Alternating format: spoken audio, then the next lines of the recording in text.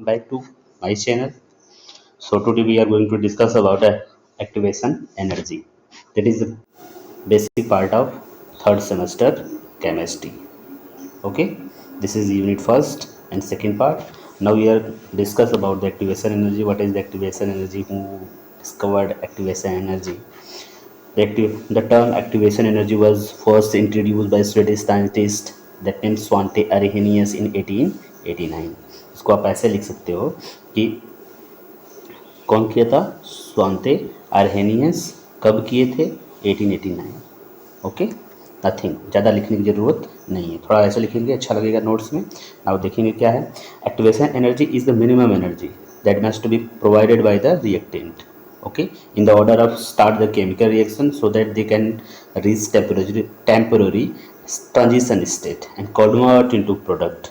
So क्या ही कहता है डिफिनेशन? कहता है कि कोई रिएक्टेंट है, ओके, इस रिएक्टेंट को प्रोडक्ट में बदलने के लिए एक छोटी सी एनर्जी चाहिए होती है, ठीक है ना, जो इस स्टेट को क्रॉस कर सके। ठीक है, कभी कभी आप देखेंगे कोई रैंडमली सा रिएक्शन होता है, ठीक है, आप उसमें रिएजेंट मिलाते हैं लेकिन रिएक्शन कैरिड नहीं होता है। रीज़न क्या है? उसको हीट चाहिए होता है, ओके, हीट चाहिए होता है। फिर या तो फिर आप स्टायर करते हैं, कुछ फोर्स देते हैं। तो सेम लाइक दैट कि कोई भी रिएक्टेंट है, एक्टिवेशन एनर्जी क्या होती है? एक्टिवेशन एनर्जी मिनिमम एनर्जी है जो रिएक्टेंट को मिलती है, किस लिए? To cross the transition state in convert into product. ठीक है, ये जो चीज़ है एक्टिवेशन एनर्जी वो रिएक्टेंट को दी जाती है, ठीक है। अब जिसके माध्यम से, जिसके सपोर्ट से ये ट्रांजिशन स्टेट को क्रॉस करके किस में बदलता है? प्रोडक्ट में बदलता है, वही होता है एक्टिवेशन एनर्जी। अब इसको फिर से वापस समझ लेते हैं, देखिएगा। Activation energy is minimum energy, ठीक, that provide by the reactant, ठीक है, जो रिएक्टेंट के द्वारा प्रोवाइड की जाती है in order to start a chemical reaction की स्टार्ट होने के लिए, so that they can reach temporary transition state. एक टेम्प्रोरी ट्रांजिशन स्टेट पे पहुंचता है जिसके बाद ये कन्वर्ट होता है प्रोडक्ट में। अब आपको एक क्वेश्चन होना चाहिए, क्या सभी जो रिएक्टेंट होते हैं यहाँ पे वो कन्वर्ट होते हैं प्रोडक्ट में? तो आगे हम समझेंगे, ठीक है, कौन से इस ट्रांजिशन स्टेट पे आने के बाद, ठीक है ना, कौन सा रिएक्ट जो प्रोडक्ट में बदलता है, कौन सा रिएक्टेंट नहीं बदलता है। ओके, तो एक्टिवेशन एनर्जी आप समझ लिए। एक्टिवेशन एनर्जी क्या होता है? रिएक्टेंट को एक ऐसी एनर्जी दी जाती है, या रिएक्टेंट जो ऐसी एनर्जी प्रोवाइड कराता है किसके? मॉलिक्यूल्स को क्या करने के लिए? वो ट्रांजिशन स्टेट को क्रॉस करने के लिए, ठीक है ना, जहाँ से केमिकल रिएक्शन स्टार्ट हो सके। ओके, कुछ एग्जांपल आपको लेंगे, हम समझाएंगे। Just like ignite wood, okay, you first need to strike the match से क्या करते हैं? स्ट्राइक करते हैं, ठीक है, स्ट्राइक करते हैं तो आप उसको एक एनर्जी दे रहे हैं, क्या करने के लिए? रिएक्शन को कैरी करने के लिए, ठीक है। फिर energy provide by the match, it is called the activation energy. Okay, तो मैच को आप क्या कर रहे हैं? मैच इग्नाइट वुड को क्या कर रहे हैं? आप फोर्स दे रहे हैं, फोर्स देने के बाद इसको स्ट्राइक कराते हैं, स्ट्राइक कराने के बाद जब स्ट्राइक करते हैं तो इसको एक एनर्जी देते हैं, जिस एनर्जी के बाद क्या होता है? एक इसमें फ्लेम जलती है, ठीक है, जिसे बोलते हैं एक्टिवेशन एनर्जी, जो आपने एनर्जी प्रोवाइड कराया, ठीक है ना, जो एनर्जी वुड को मिला वही होता है एक्टिवेशन एनर्जी, ठीक है। एक छोटा सा एग्जांपल आपको लेंगे, देखिए, exothermic reaction. An exothermic reaction is a chemical reaction, class 10th में आप पढ़ चुके हैं इसको, that involve the release of energy from the heat और in the form of heat और लाइट। एक्सोथर्मिक है वो केमिकल रिएक्शन के ड्यूरिंग वो क्या करता है? रिलीज करता है, क्या रिलीज करता है? एनर्जी को। अब किसकी फॉर्म में? या तो हीट की फॉर्म में रिलीज करता हो या लाइट की फॉर्म में रिलीज करता हो। Okay, these reaction are opposite of endothermic reaction. Obvious सी बात है कि ये अपोजिट होगा, ठीक है। रिएक्टेंट है जो प्रोडक्ट में कन्वर्ट हुआ, फिर उसके बाद कुछ एनर्जी रिलीज हुई। ओके, देखिएगा, एक बॉम्ब का परीक्षण किया गया है, ठीक है, जिसमें क्या हुआ? एनर्जी हुआ है, रिएक्शन हुआ है, रिएक्शन के बाद क्या हुआ? मच मोर एनर्जी रिलीज हुआ है एटमॉस्फेयर में। ओके, अब यहाँ पे देखिएगा, एक ग्राफ देखिएगा, कोई रिएक्टेंट है, रिएक्टेंट को एनर्जी मिलेगा, एक कॉम्प्लेक्स बनाया गया, टीएस बोलते हैं, ट्रांजिशन स्टेट बनाएगा, उसके बाद एक किस में कन्वर्ट होगा, प्रोडक्ट। ठीक है ना। तो यहाँ पे आप क्या पढ़ रहे हैं, एक्सोथर्मिक, जिसमें क्या होगा, हीट बाहर निकल रही है। जब हीट बाहर निकल रही है तो रिएक्टेंट का जो लेवल होगा और प्रोडक्ट का जो लेवल होगा वो क्या होगा, रिएक्टेंट के लेवल से प्रोडक्ट का लेवल कम होगा। ठीक है ना, वो निगेटिव दिखाएगा डेल एच। क्लियर। आपको यही समझना है कि जब भी आप ग्राफ प्लॉट करेंगे, बेसिकली जो रिएक्टेंट का वो पोजीशन रहेगा वो एक्टिवेशन एनर्जी दिखाएंगे, उसको नीचे दिखाएंगे। सेम लाइक दैट, अगर ऐसे ही आप एक्सोथर्मिक इंडोथर्मिक में पढ़ेंगे तो इंडोथर्मिक का ग्राफ अभी आपको दिखाते हैं। ग्राफ बनाना बहुत जरूरी है। ठीक है।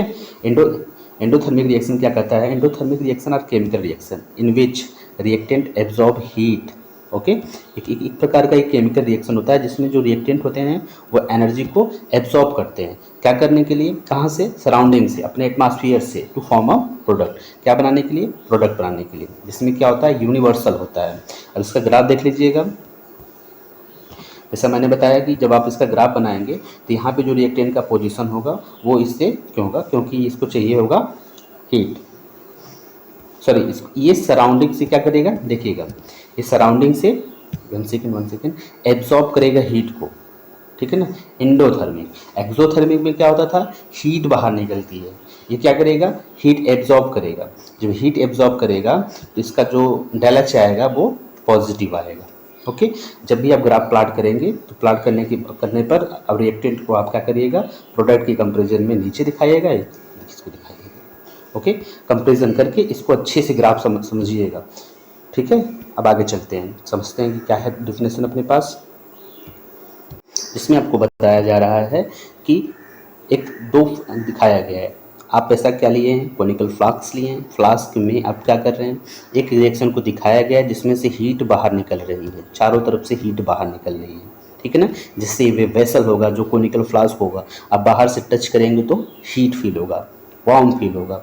अब उसके बाद कुछ ऐसे एक तो आपको दिखाया जा रहा है कोनिकल फ्लास्क जिसको आप चारों तरफ से हीट दे रहे हैं, एटमॉस्फेयर से हीट एब्जॉर्ब कर रहा है, तो जिसमें रिएक्शन के दौरान हीट बाहर निकल रही है, उसे कहते हैं exothermic reaction. A reaction that release energy, clear, a reaction that system absorb energy from the surrounding in the form of heat.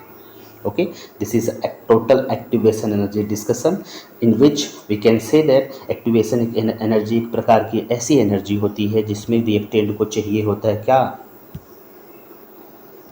Full इज्जत चाहिए होता है। इनको चाहिए होता है कि हमको चाहिए फुल इज्जत, इज्जत में ही ले लेंगे एनर्जी, एनर्जी से कन्वर्ट होंगे, एनर्जी मिलेगा तो जिसके थ्रू ये जाएंगे कहाँ पर, एक ट्रांजिशन स्टेट बनाएंगे।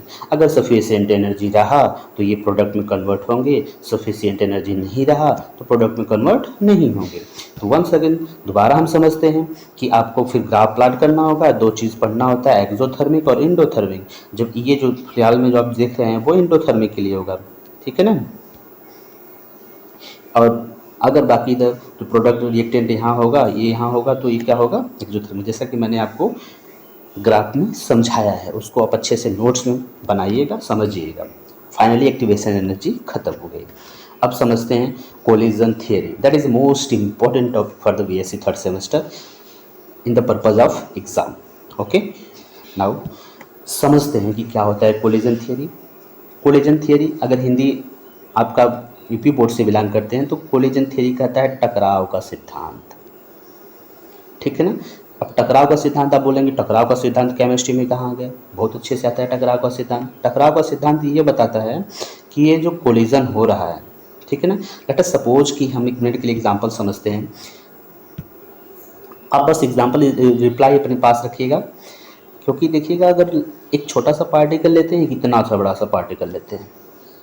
अब आप विजुलाइज करिए या एज्यूम करिए, सोचिए समझिए कि जो इनके बीच में कोलिजन होगा इसके बारे में समझिए, दूसरा कोलिजन समझिएगा, जैसे पार्टिकल हैं इनके कोलिजन को समझिएगा। ठीक है, अब समझिएगा इसको, आप आगे हम डिस्कस करते हैं। The collision theory state that a chemical reaction can only occur between particle when the collide. Okay, जैसा कि मैंने डिफिनेशन में आपको बताया कि जो कोलिजन थियरी है ठीक है ना, जिसमें जो स्टेट करता है केमिकल रिएक्शन के लिए, जिसमें ये बताता है कि अगर कोई केमिकल रिएक्शन होगा तो वहाँ पे कोलिजन दोनों एटम के एक दूसरे के साथ पॉसिबल होगा। ठीक है ना, कोलिजन होगा तभी केमिकल रिएक्शन पॉसिबल होगा, कोलिजन नहीं होगा तो केमिकल रिएक्शन पॉसिबल नहीं हो रहा। तो अगला टर्म ये आपको कह रहा है collision between reactant particle necessary है, जरूरी है, क्या होने के लिए, रिएक्शन होने के लिए, बट नॉट सफिशिएंट, मतलब ये पूरी तरह से सफिशिएंट नहीं है। कभी कभी क्या होता है, कोलिजन के बाद भी आप उसको हीट प्रोवाइड करते हैं, कोलिजन के बाद भी आप स्टायर प्रोवाइड करते हैं। ठीक है ना, क्या करने के लिए, रिएक्शन को कंप्लीट करने के लिए। सो ये कह रहा है किसी भी केमिकल रिएक्शन में, कोई भी केमिकल रिएक्शन होगा तो उसके लिए कोलिजन होगा, कोलिजन होना जरूरी है।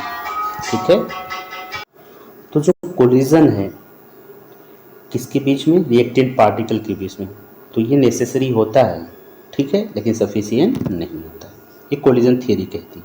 ठीक है, अब समझिएगा, the collision also have been effective. ठीक है, तो कोलिजन इफेक्टिव होना चाहिए। ओके, तो इफेक्टिव कोलिजन की जब सस्पेंस हो रहा है तो आपके मन में क्वेश्चन होना चाहिए इफेक्टिव कोलिजन क्या होता है।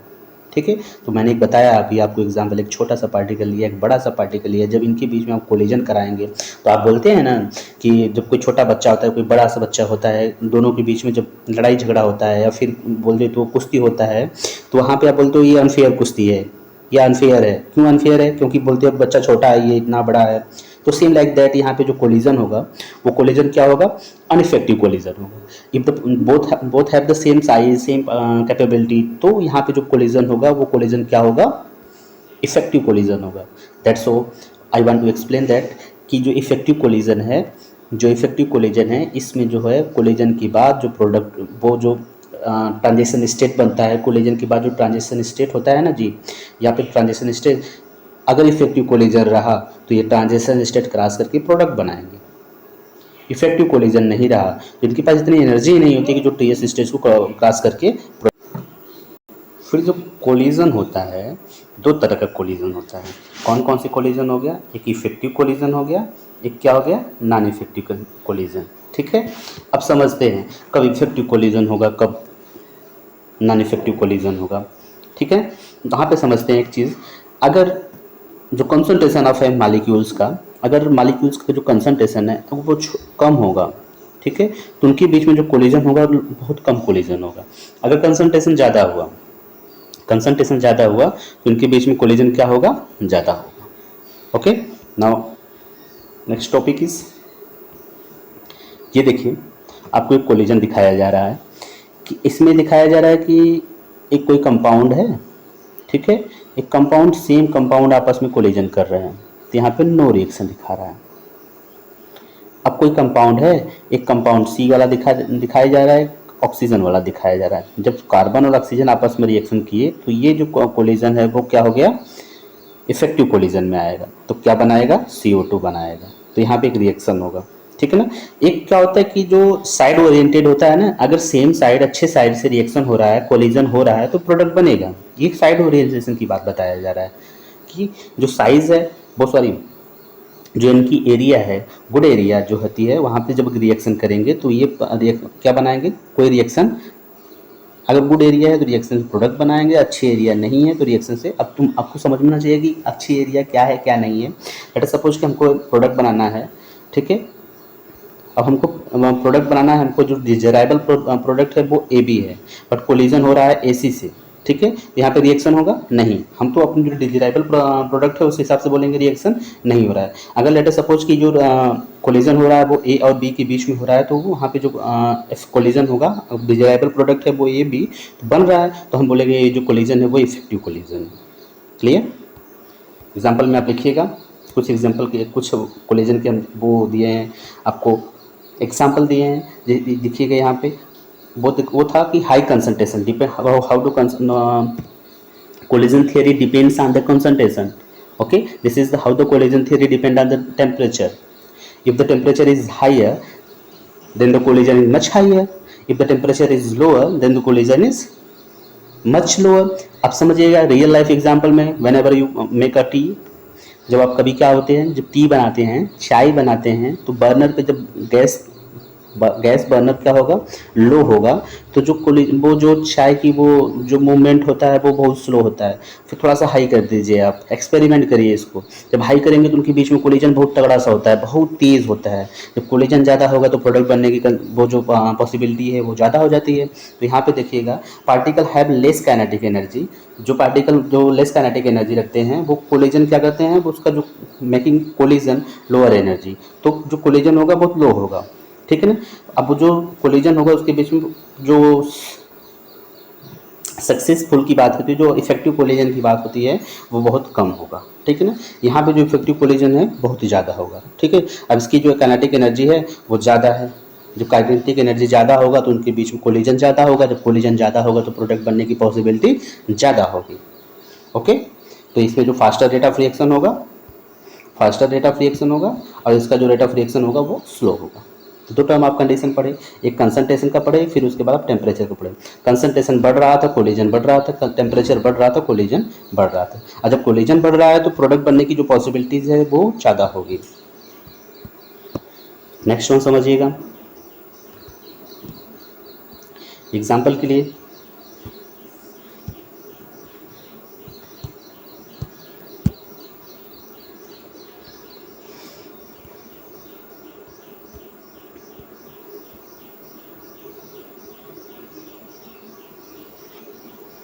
ये जो रिएक्टेंट है, ठीक है ना, इनका जो ओरिएंटेशन है, ठीक है, जहाँ मैं साइज़ की बात कर रहा था कि यहाँ ये साइज़ है, तो ओरिएंटेशन होता है, ओरिएंटेशन क्रिटिकल है, ठीक है।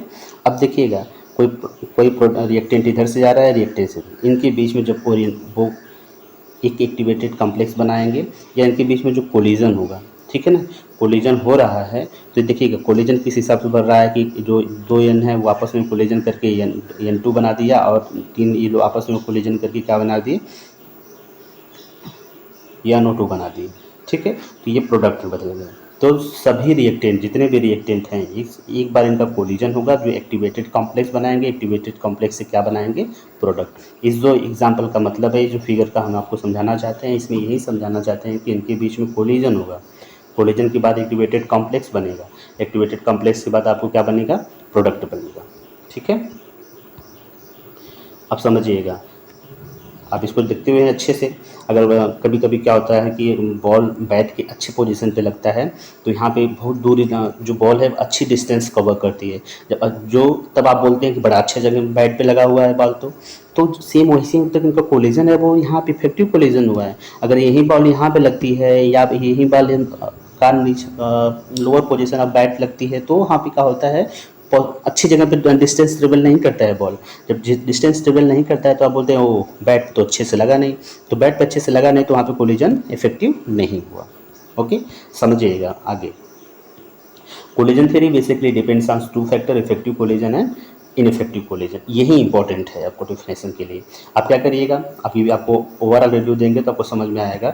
इफेक्टिव कोलिजन होता है, and effective collision is a collision between molecule. एक इफेक्टिव कोलिजन एक कोलिजन होता है जो मॉलिक्यूल के बीच में लगता है, that result in the chemical reaction, जो केमिकल रिएक्शन के लिए उत्तरदायी होता है, केमिकल रिएक्शन बनाता है। For collision of to be effective, collision को इफेक्टिव होने के लिए reactant molecule must collide with enough energy, ठीक है ना। एक इफेक्टिव कोलिजन होने के लिए जो रिएक्टेंट के मॉलिक्यूल होते हैं कोलाइड कर रहे हैं, उसके पास क्या होना चाहिए, एनफ एनर्जी होना चाहिए, काइनेटिक एनर्जी ज़्यादा होना चाहिए।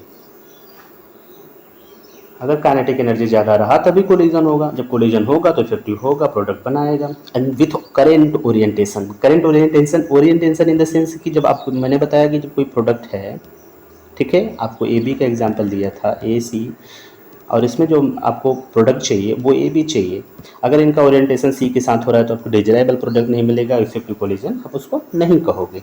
ओके, नाउ देखिएगा दूसरा, and ineffective collision. Ineffective collision is the collision between the reactant molecule. फिर भी वही सेम बात बोला गया कि रिएक्टेंट के बीच में कोलिजन होता है, that do not result in the formation of product, ठीक है ना। ये फॉर्मेशन ऑफ प्रोडक्ट नहीं बनाता है। क्यों नहीं बनाता है, क्योंकि इसके पास do not have the much energy, enough energy. Okay, समझिएगा। ये एग्जांपल फिगर जरूर बनाइएगा, एक इफेक्टिव कोलिजन बनाइएगा। देखिएगा कोई दो ए फिर बी भी लिया गया, इनके बीच में जो कोलिजन हुआ एक एक्टिवेटेड कॉम्प्लेक्स बनाए, एक जरूर बनाइएगा, एक्टिवेटेड कॉम्प्लेक्स बनाकर ए बी प्रोडक्ट बनाए। इसे बोला जा रहा है क्या है, इफेक्टिव कोलिजन। दूसरा समझिएगा,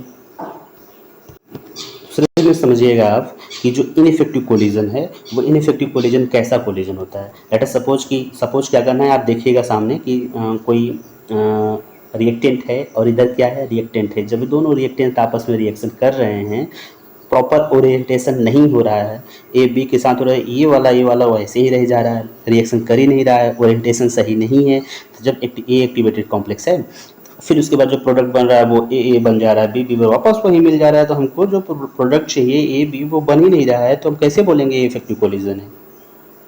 ठीक है, तो ये क्या हो गया, इनइफेक्टिव कोलिजन हुआ। Okay, this is a proper theory of collision. Okay, अब आप समझिएगा कि कैसे आपको नोट्स में लिखना है, क्या करना है। कोलिजन थियरी को आपको यहाँ पे डिफिनेशन उठाइएगा, कोलिजन थियरी क्या होती है अच्छे से समझिएगा। यहाँ से उठाने के बाद आप क्या करिएगा, एक लिखिएगा इफेक्ट ऑफ, कुछ इफेक्टिव कोलिजन्स होते हैं। इफेक्टिव कोलिजन को समझने के लिए लो कंसंट्रेशन का एग्जांपल बनाइएगा आप, फिर उसके बाद हाई का लोअर का टेम्परेचर का बना लीजिएगा आप। इसको समझने के लिए है, अगर आपको ज़रूरत पड़े समझने के लिए तो आप इसको नोट्स में बनाइएगा, नहीं तो फिर समझ के छोड़ दीजिएगा, ये भी एग्जांपल के लिए है। फिर उसके बाद type of two factor effective collision और नॉन इफेक्टिव कोलिजन को अच्छे से नोट्स में करिएगा। ओके, वापस से अगर आप इस पूरी वीडियो को देख रहे हैं तो एटलीस्ट आपको ये समझ में आ जाना चाहिए कि क्या होता है कोलिजन थियरी और क्या होता है इफेक्टिव और इनइफेक्टिव। इतनी बार एग्जांपल आ चुका है कि अब समझ में आ जाना चाहिए। देखिएगा, आपको एक कलर के हिसाब से दिखाया जा रहा है, कोई दो कलर है, लेट अस सपोज कि वो रेड है और क्या है, ग्रीन है। ठीक है ना, स्काई ब्लू है। इन दोनों के बीच में जब रिएक्शन हो रहा है, एक्टिवेटेड कॉम्प्लेक्स बना रहे हैं। ये देखिए प्रॉपर ओरिएंटेशन इसको बोलते हैं। ठीक है, ये प्रॉपर ओरिएंटेड करके ये प्रोडक्ट बना रहे हैं, इसे बोलते हैं इफेक्टिव कोलिजन, सक्सेसफुल कोलिजन। ठीक है, ये क्या है, अनसक्सेसफुल कोलिजन है। कब है, नहीं, कब होगा अनसक्सेसफुल, जब इनके बीच में एक्टिवेटेड कॉम्प्लेक्स बन रहा है, तो ये ऐसे ही जुड़ रहे हैं, ये ऐसे जुड़ जा रहे हैं, तो ये क्या हो जाएगा, अनसक्सेसफुल कोलिजन हो जाएगा। ठीक है,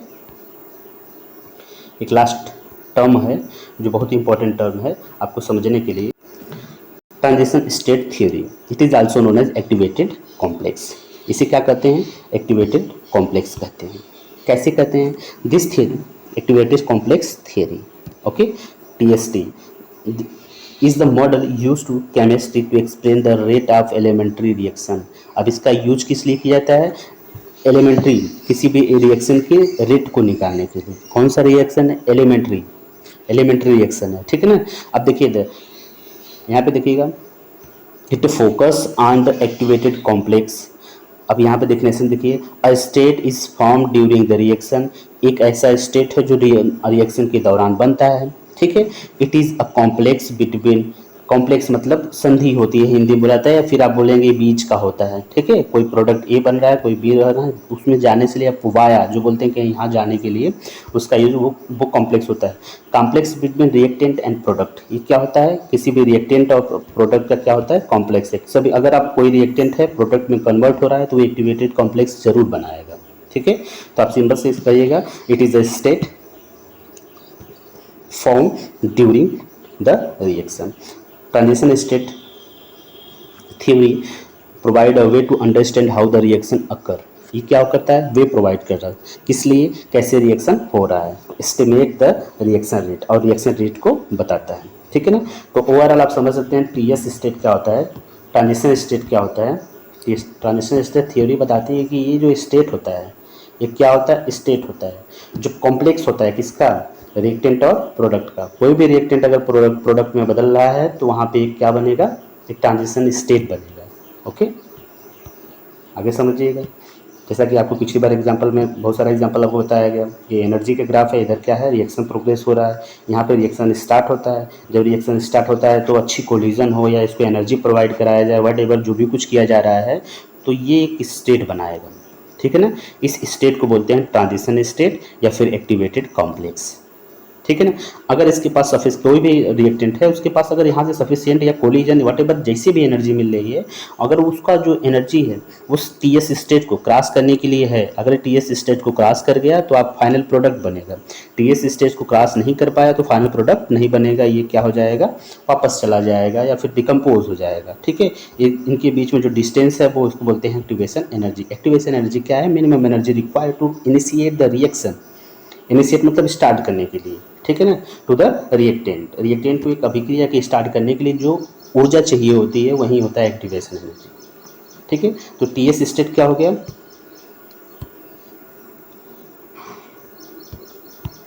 टी एस स्टेट ये बता रहा है कि ये मिनिमम एनर्जी है जिसको दिया जा रहा है, कोई रिएक्टेंट है एनर्जी पाकर और फिर उसके बाद ये क्या हो जाए, एक स्टेट में कन्वर्ट हो रहा है जिसे बोलते हैं टी एस स्टेट। ये क्या होता है, कॉम्प्लेक्स होता है, किसके लिए, रिएक्टेंट और प्रोडक्ट के बीच का। क्लियर। सिंपल चीज़ को इसी रिएक्शन देकर बताया गया है आपको कि एक एनर्जी है, वापस से ये क्या होगा, कैसे रिएक्शन प्रोग्रेस कर रहा है। आपको क्या दिया गया, CH3Br लिया गया है, CH3Br लिया गया है जैसे SN2 रिएक्शन में बताया गया है। CH3Br फिर न्यूक्लियोफाइल है, फिर इसके बाद ये क्या हो रहा है, रिएक्शन स्टार्ट हो रहा है। ठीक है, एनर्जी मैक्सिमम है ट्रांजिशन स्टेट का। ठीक है, तो फिर ये क्या हो गया, अब यहाँ पे देखिए न्यूक्लियोफाइल इसके साथ अटैच हुआ, ये क्या हो गया, डेल नेगेटिव, ये इस पर भी डेल नेगेटिव, दोनों डेल नेगेटिव है, डेल पॉजिटिव है। ठीक है, अब इसके बाद यहाँ पे धीरे से कन्वर्ट में प्रोडक्ट हो जाएगा, सॉरी कन्वर्ट हो जाएगा प्रोडक्ट में, और Br क्या हो जाएगा, बाहर हो जाएगा। न्यूक्लियोफाइल यहाँ पे अटैक कर दिया, ठीक है ना, कार्बन पे अटैक किया, फिर ये प्रोडक्ट बनाया। ठीक है, तो ये क्या हो गया, बाहर हो गया। एक ट्रांजिशन स्टेट दिखाया जा रहा है, कैसे ट्रांजिशन स्टेट इसमें बनता है। ठीक है, CH3Br है, ये न्यूक्लियोफाइल इस पर अटैक करेगा, जब अटैक किया तो ट्रांजिशन स्टेट बनाया कि अपना इलेक्ट्रॉन लेकर जाएंगे, साइड में होंगे और ये अटैक करेंगे इस पर। ओके, तो प्रोडक्ट में कन्वर्ट होंगे, दैट इज फाइनल। सो यहाँ पे जो आपका यूनिट 1 है वो कंप्लीट पार्ट 1 और पार्ट 2 अच्छे से कंप्लीट हुआ है। इसमें एक कुछ टॉपिक छूट भी गया होगा तो हम आपको वापस से डिस्कस करके बता देंगे, आप उसको लिख लीजिएगा। शायद सूडो फर्स्ट ऑर्डर रिएक्शन छूटा हुआ है, उसको हम आपको नेक्स्ट वीडियो में अच्छे से करा लेंगे। फिलहाल में पार्ट 1 और पार्ट 2 दोनों अच्छे से ख़त्म हो गए, इसको आप पढ़िएगा, समझिएगा। ओके, 2 बार 3 बार वीडियो देखिएगा। ओके, नोट्स बनाइएगा। Thank you.